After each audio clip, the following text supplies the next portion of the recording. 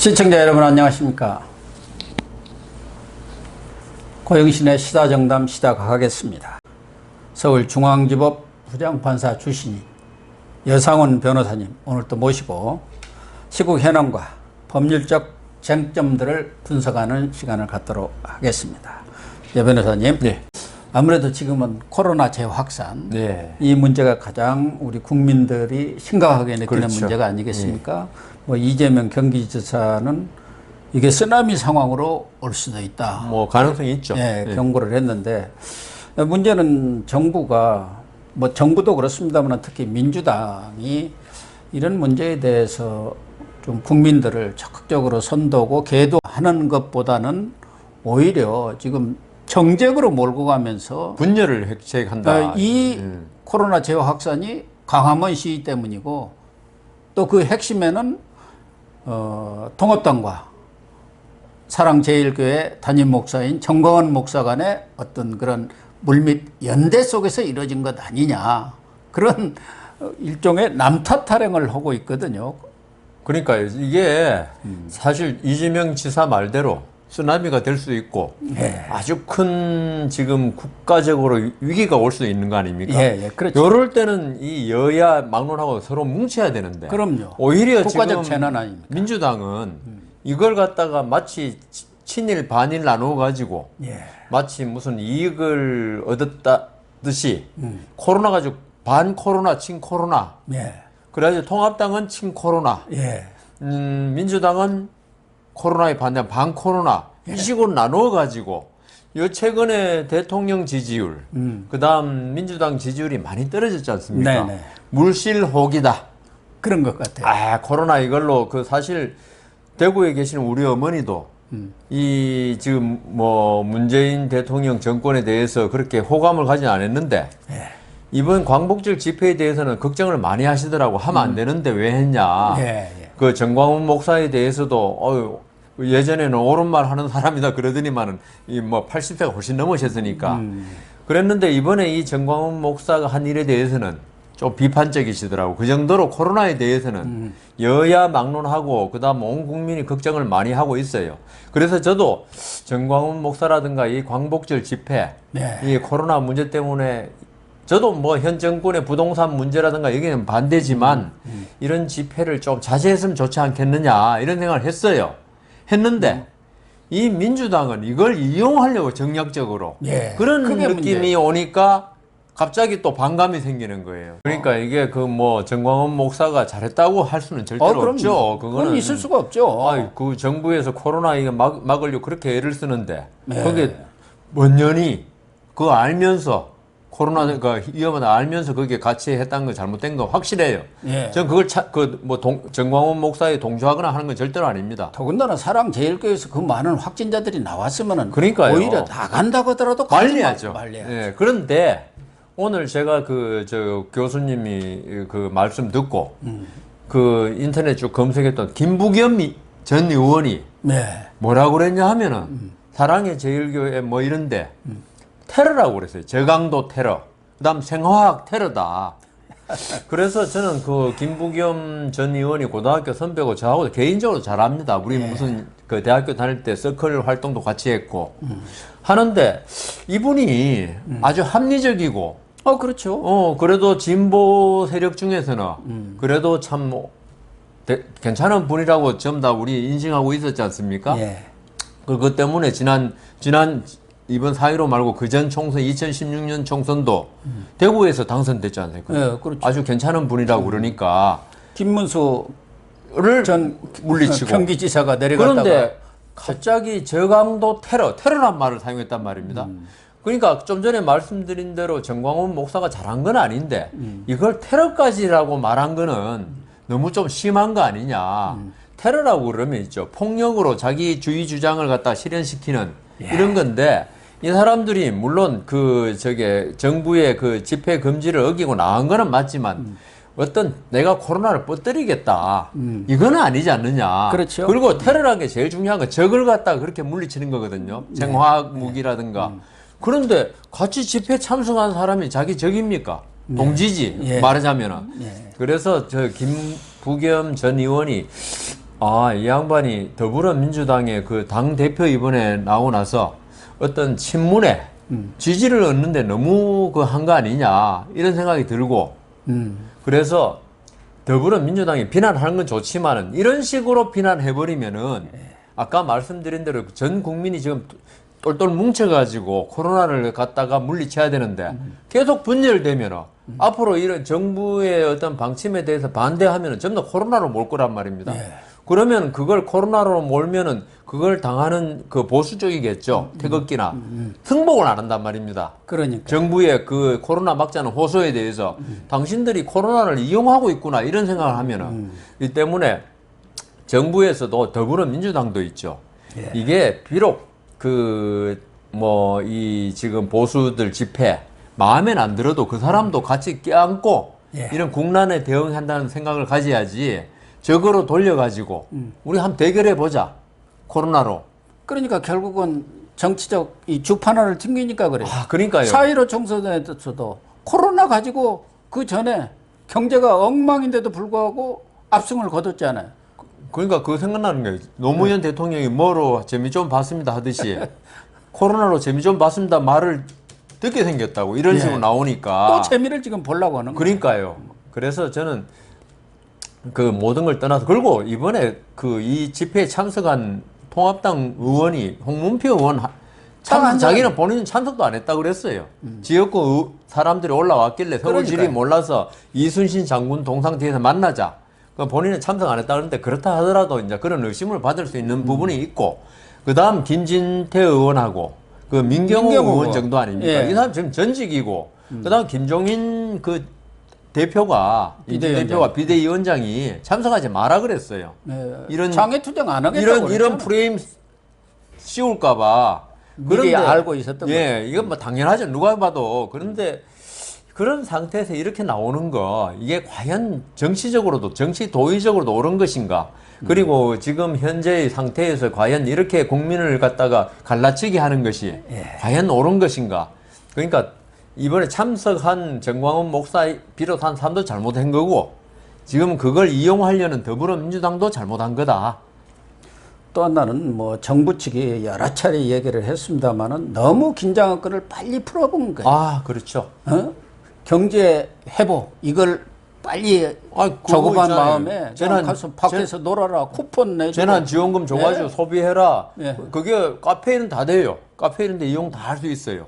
아니 뭐 공휴일도 임시공휴일까지 정해가지고 놀으라고 한 거 아닙니까? 그다음 또 이번에 뭐 그 저게 쿠폰 그 외식 6번인가 하면 뭐 10,000원 준다는 거 사실 뭐 돈 좀 있는 사람은 10,000원이 별거 아니지만 젊은이들은 10,000원도 그거 특히 아주 그 뭐 어디 가서 그 저 인터넷에 뭐 가입하면 1,000원 줘도 그게 열심히 가는데 이걸 갖다가 이렇게 해버리니까 국민들이 전부 생각하기에 이제 코로나 끝났구나. 그렇게 생각하도록 만들었어요. 저도 그렇게 생각을 했어요. 이제 한 자릿수로 내려가고 그랬으니까 거의 뭐 진압 단계로 들어갔구나. 그렇게 생각했는데 지금 이렇게 확산될 걸 누가 생각했어요? 지금 그러니까 이게 그 코로나가 이게 그 올바른 지도자들은 코로나를 갖다 정치적 이용 안 하고 방역에 오히려 초점을 겨우 대만에 그 이번에 코로나가 거의 없었지 않습니까? 뉴질랜드 그랬는데 지금 미국이 있죠. 미국이 지금 그 제가 CNN을 계속 보면은 그 확진자가 몇백만 명에다가 지금 사망자가 17만 명을 넘었어요. 전 세계 인구 비율로 보면 미국이 엄청나게 많은 거예요. 그게 그 원인이 트럼프가 있죠. 이게 지금 이번 11월에 지금 대선이 있지 않습니까? 대선이 있는데 학교도 문 열으라고 그랬어. 그 이유가 모르시죠? 학교를 문 열면 학생들이 등교할 수 있고 그러면 주부들이 경제 활동에 나갈 수 있어서 지금 실업률이 너무 올라가니까 떨어질 수 있다는 거예요. 실업률 때문에 취업이 뭐 이렇게 다 셧다운되는 그런 상황 속에서 자기가 이 경제를 살려야 그렇지. 우리는 이 선거가 이념 전쟁인데 미국은 경제 문제가 제일 중요하거든요. 그럼요. 그러니까 트럼프가 보니까 이 경제가 자기 유일한 치적이 경제입니다. 그래가지고 그런 식으로 마스크 끼지 마라. 트럼프는 마스크 끼지 마라 소리는 알지만은 자기 안 껴. 그리고 주지사들이 마스크 끼게 만들려면 자기가 그거 하지 마라 그래요. 그 자유를 왜 침해하느냐. 그런 식으로 이 조금 그 권위주의 정권 내지 포퓰리스트들은 있죠. 이 코로나를 정치적으로 이용하더라. 그래서 이번에 더불어민주당도 아주 막 이번에 확진자 막 나오고 이러니까 아이고 잘 됐다 이런 느낌이 들 정도로 너무 이용하려고 그런다. 코로나를 이용 좀 하지 마라. 또 하나 걱정은 지난번 대구 때도 그랬습니다마는 의료 시스템 자체가 자칫하면 붕괴될 수 있고 의료 인력이라든가 또 기자재라든가 또 의료 물품 예. 이런 거 부족 현상이 그때도 아주 심각했지 않습니까? 그렇죠. 그런데 대구와는 달리 수도권이라는 것은 인구를 봐도 그렇고 뭐 엄청나죠. 유동성이라든가 이런 걸로 봤을 때는 엄청난 환자들이 늘어날 가능성도 있는데 과연 그런 것에 제대로 대비를 하고 있는지 그게 저는 더 걱정이고 또 하나는 지금 이 판국에 의대 정원을 정부가 늘리겠다고 그걸 아주 강행 여기는 한번 정해놓으면 무조건 밀고 나가는 그렇죠. 그러니까 지금 이 의대 정원 확대 문제를 둘러싸고 정부와 의료계가 강대강 대치를 하면서 접점을 못 찾고 있지 않습니까? 지금 지난번 1차 때도 의료진들이 네. 희생적으로 봉사를 그렇죠. 헌신을 해가지고 얼마나 칭찬 많이 했습니까? 예, 코로나를 진정을 시킨 거 아닙니까? 예. 근데 지금 정부와 의료계가 이렇게 대치된 상태가 되니까 지금 이 확산세 속에서 꼭 그렇게 시급한 것도 아닌데 의대 정원 늘리는 문제가 이 부분은 좀 유예를 하면서 이 의료계하고 타협점을 찾아야 하지 않나 그런 두 가지 점이 걱정이 되더라고요. 이 정부가 먼저 의료계 문제부터 하면요. 이 의사들은 대체로 가진 자다. 이 가진 자들이 이게 그 어떤 국민을 건강을 위해서 봉사 안 하고 자기 돈 버는 데 집중하는 거 아니냐 이런 시각을 가지고 있는 것 같아요. 있는 건 사실이죠. 우리나라의 전문직에 대해서 이 정권 그리고 노무현 정권은 상당히 좀 적대적인 정책을 많이 썼거든요. 예. 그래 아까도 말씀드렸다시피 지금 온 국민이 똘똘 뭉쳐서 그중에 의료인은 제일 중요하죠. 코로나 막아야 되는데 물론 의료계 지 밥그릇 싸움이라고 생각할 수 있지만은 지금 위기 상황 아닙니까? 이 경우는 의료계가 아니라 누구라도 같이 뭉치게 해야 되는데 이 상황에서 갑자기 지금 의료 인력 그 증원 문제를 낸다고 해가지고 지금 의료인이 갑자기 늘어난 거 아닙니까? 지금 학교 하고 하면 2023년에 정원한다는 거 그랬거든요. 거기서 6년 과정 거치고 나면요. 그 인터 레전트 거치고 나면 거치고 나면 2030년 10년 이후에 이 의료인이 지원하는데 의료인들이 그런 의료계가 지금 의료계가 사실은 완전히 거기도 양극화되어 있습니다. 예. 뭐 성형외과 돈 잘 벌고 그래서 요새는 산부인과도 있죠. 전문의도 그거 치우고 그냥 성형수술한대요. 그 정도로 의료인을 늘린다고 해가지고 이게 무조건 국민 건강에 막 이바지한다 이건 아니에요. 특히 이제 도시와 지방 간의 그렇죠. 그 그 의료 격차가 격차가 심하죠. 너무 심하죠. 그리고 요새 외과를 안 한다는 거 아닙니까? 힘들고 의료사고 터지면 책임만 져야 되니까. 예. 다 소송 걸고 막 그러죠. 그래서 이제 이번 정부에서 그 안을 보니까 뭐 지방에 10년간 근무를 강제적으로 시킨다는데 우리가 무슨 북한 수용소 군도도 아니고 의사를 갖다가 자기가 싫다는데 10년을 시킨다. 이거 지금 시골 인구가 자꾸 줄고 있어요. 예. 거기에서 10년 무조건 근무해라. 그러면요, 요새 그 지방 병원은 월급이 훨씬 많습니다. 그런 그 월급 주면서 병원을 운영할 수가 없어요. 환자는 줄고, 노인 인구만 늘어나고. 결국은 수도권으로 올 수밖에 없어요. 10년 지나면 다 오면 또 어떻게 할 겁니까, 그걸? 그러면 숙련되지 않은 10년 이하의 의료인은 지방에 근무하고, 10년만 지나면 수도권으로 옮기고, 그래, 이런 여러 가지 정책적인 그 고심을 하고, 의료인 증원 뭐 이런 걸 꺼내야 되는데 지금 뭐 그 코로나 사태에서 사람 부족하니까 지금 증원하기도 툭 던져 놓으니까 지금 계속 파업한다고 그러고 지금 파업이 문제가 아니라 코로나 때문에 많은 사람이 생기면 그건 누가 치료하죠 지금? 그러니까요.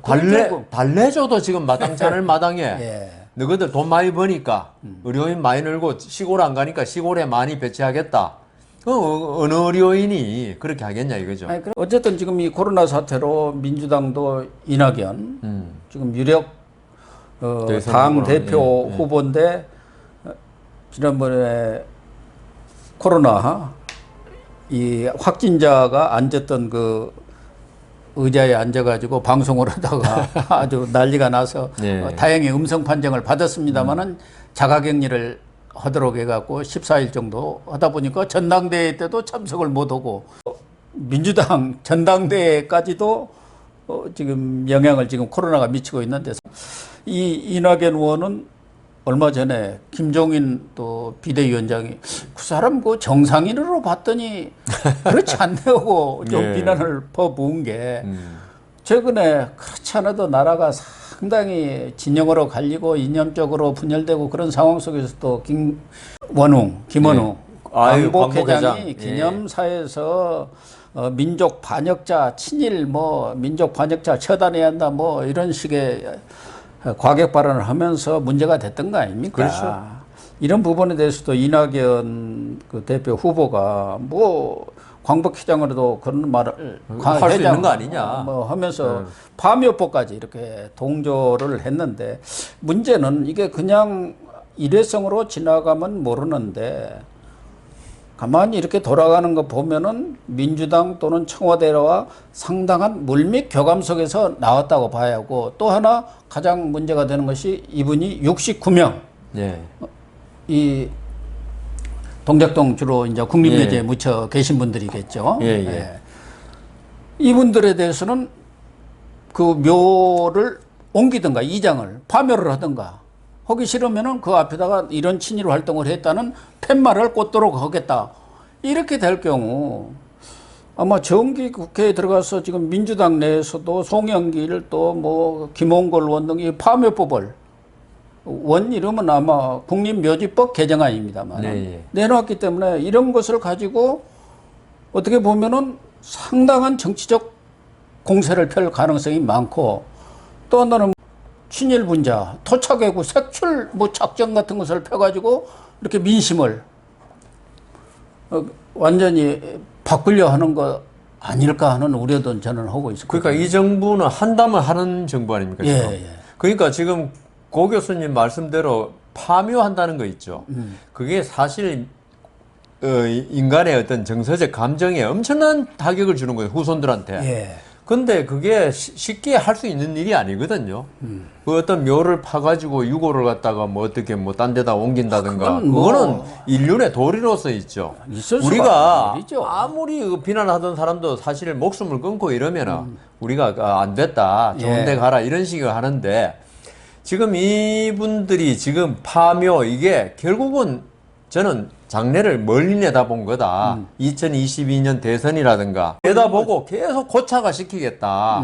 그 친일 반일로 이건데 사실 고 교수님도 아시다시피 인간 세상에 무조건 옳고 무조건 나쁜 사람으로 이분돼 있는 게 아니거든요.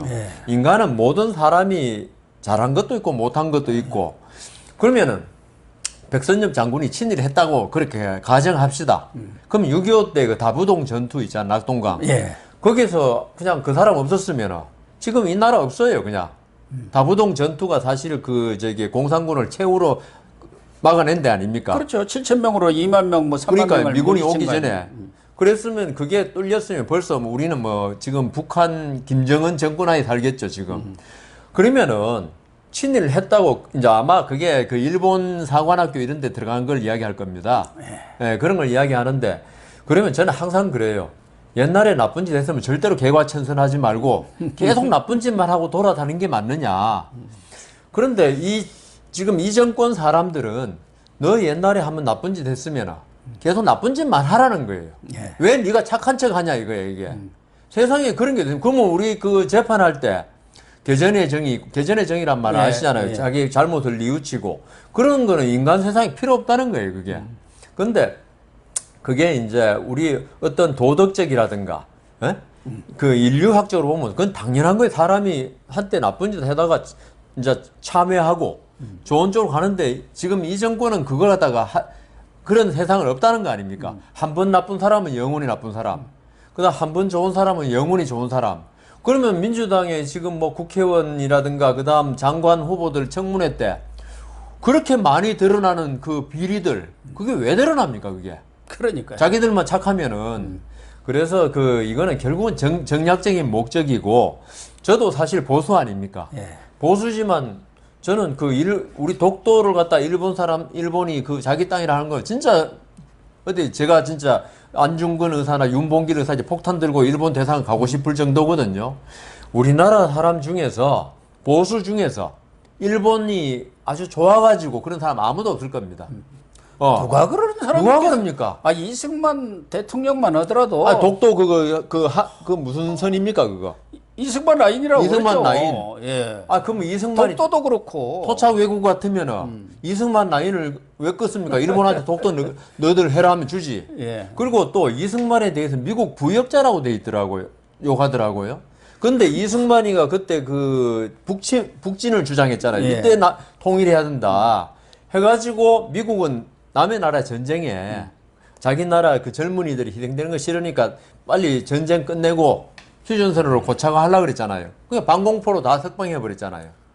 그리고 당신들이 이거 휴전을 하려면은 우리나라를 지키고 있는 게 한미 동맹 아닙니까? 예. 그걸 이승만 대통령이 그때 한미 동맹 이 조약을 맺어놓은 거예요. 그것 그래서 때문에 우리가 지금까지 버티고 예. 있는 겁니다. 이렇게 번영을 하고요. 그리고 박정희 물론 만주 뭐 군관학교인가 뭐 나오고 했잖아요. 그래서 만주 이제 역사 나왔죠. 그래서 이제 뭐 유월남전에 미국의 용병으로 참여했다고 막 주장하는 사람 많잖아요. 그때 미국의 그 월남전 그걸 미끼로 미국을 원조를 엄청나게 해가지고 우리나라 산업을 일으켰잖아요. 박정희가 미국하고 우리나라 전쟁 붙으면 미국 쪽에 설 것 같습니까? 참 그래서 말이 안 되는 걸 억지 주장들 경강부회라고 좀 어려운 말로 그러지 않습니까? 경강부회 그것도 정도가 아니고 어느 정도 해야죠. 그러니까요. 아휴. 근데 뭐 지금 이해찬 체제 하에서는 그런 문제가 개선될 여지는 거의 없는데 이제 뭐 며칠 안 남았으니까. 좀 그런데도 뭐 자기 홍보 무슨 만화를 또 전기 만화를 발간한다 해갖고 대문짝만하게 전문 광고를 싣고 근데 그랬지 않습니까? 그 친문이 이렇게 버티고 있는 이상은 이낙연이 되든 김부겸이 되든 제가 물어보려는 게 그런 거예요. 이제 그러면은 네. 이해찬 대표 자체는 본인의 어떤 품성이라든가 멘탈리티 여러 면에서 좀 강성이고 또 운동권의 아주 대표적인 분이기 때문에 그런 마인드에서 못 벗어날 거다. 그런데 이낙연이라든가 뭐 김부겸 물론 뭐 전 의원도 운동권이기는 합니다만은 지금 유력한 이낙연 후보가 만약 대표가 된다 한다면은 좀 상황이 달라질 것인지. 근데 어떨 것 이낙연 같습니까? 대표가 민주당 대표로 끝나겠다 생각했으면 상황이 달라질 수도 있겠죠. 예. 그 양반 그래도 뭐 기자 생활도 했고 그래도 우리가 좀 그래도 괜찮은 아주 분이라고 합리적인 분입니다. 그러니까요. 저도 뭐 개인적으로 한 만나 뵀습니다. 상당히 점잖고 그러시더라고요. 예, 예. 하겠지만 그분이 만일에 대권에 욕심이 있으면 더 강해져야죠. 왜냐하면 이해찬 씨는 그 원래 뭐 그런 사람이다. 이게 뭐 친문들이 대깨문이라고 요새 그러더라고요. 그러니까 그 우리 편이라고 생각하는데 그 이낙연 총리는 그렇게까지 생각 안 할 거예요. 친문들이. 또 지지 기반 자체가 좀 약하죠. 문파들의 지지, 친문 예. 세력의 지지가 없이는 뭐 대권 후보든 안 대표든 뭐 될 수가 없잖아요. 그리고 친문들이 권리 당원이 아주 많지 않습니까? 네, 한 그래 70만 나중에 뭐 대선 후보를 뽑든 뭘 하든 친문의 지지를 못 받으면 안 되는 거 아닙니까? 그렇기 때문에 이낙연 총리가 결국은 전 총리가 결국 대권에 욕심이 있겠죠. 대권 하려고 지금 이런 당대표까지 그런 하는 거니까. 왜 그러겠습니까? 그러니까 전 아까도 우리 김부겸 전 의원 말씀드렸지만은 그렇게 우리가 그래도 합리적이란 분이 왜 이렇게 테러 이야기까지 나올까? 생화학 테러까지. 예. 그걸 좀 보면 사람이 욕심이 있으면요. 냉정을 잃고 냉정을 잃으면 잘못된 판단을 하더라. 이낙연 총리나 뭐 누가 당대표 되든 대권에 욕심을 가지면 결국 지금 상태에서 55%보다? 계속 갈 것이다. 55%보다? 아니 더 심해질 수 있는 게 친문에 그걸 지지를 받아야 되면요. 당신은 우리 편 아니야 했던 데서 그 지지를 받으려면 지금까지 뭐 이해찬 대표가 했던 것보다 더 친문에 대해서 오히려 더 충성을 강성으로 해야죠. 갈 강성으로 가야죠. 저 추미애가 그러고 있지 않습니까? 그러니까요. 그때 우리 몇 번 여기서 이야기했잖아요. 예. 추미애도 판사도 지내고 뭐 그래도 사리 판단할 수 있는 사람인데 지금 검찰 개혁 이런 거 보면은 사리 판단을 안 하고 예. 못 하는 게 아니고 안 하고 예. 있는 사람 같은 이유가 바로 서울시장이라도 한번 해보려니까.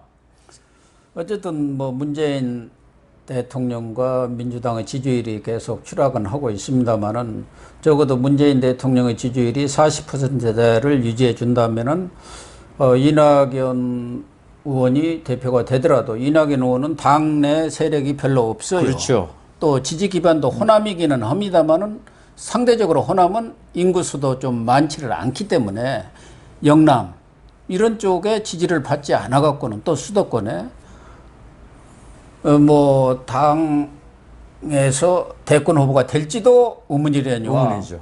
된다 하더라도 또 대선에 이기냐도 또 의문이. 그렇기 때문에 네. 말씀하신 대로 경우에 따라서는 더 강성으로 갈 가능성이 그 이유가 김경수 지사가 뭐 앞으로 그 법원에서 판결이 어떻게 날지 모르지만은 만일에 그 무죄를 받든지 해가지고 나오면 김경수 지사가 저는 제일 유력하다. 저도 뭐 그렇게 봅니다. 김경수 지사 아니면은 혹시 뭐 김두관 그분은 지금 그걸 생각하고 갑자기 그러니까 엉뚱한 말씀을 많이 양산에서 당선돼 오면서부터는 예. 소위 문바들 예. 친문들한테 마음에 영합하는 말을 쏙쏙 드는 말만 하시더라고요. 예, 자기 마음에 없는 말만 하고 있는 거예요. 어떻게 보면은 제가 볼 때는 그 김경수 지사가 유리한 게 김경수 지사는 그렇게 쏙쏙 마음에 드는 말을 할 필요도 없어요. 예, 그러니까 뭐 저기야 친문이고 그 지금 문 대통령의 어떤 후계자로 낙점을 받았다 하면 자기는 좋은 말만 하면 돼. 예? 예. 오히려 이낙연 전 총리는 김경수 지사를 물리치려면 아까 말씀드린 대로 엄청난 강성으로 가야지. 아, 친문들이 요새 좀 개전의 정이 있구만 이러는 거죠. 예를 들면 문재인 지지율이 팍 떨어져서 뭐 네. 20% 이하로 내려오면 차별화를 하겠죠. 그때는 또 물론 달라지죠. 그러면 당 떠나라 할 겁니다. 그러니까요. 과거에도 노무현 옛날에 대통령이 예. 열린우리당을 떠났잖아요. 떠나라 해가지고. 유해창 씨도 그때 저기 누굽니까? 김영삼 대통령 예. 나가라 그랬지 않습니까? 다들 탈당하고 그랬어요. 40% 콘크리트 있으면 그렇게 못 하겠죠.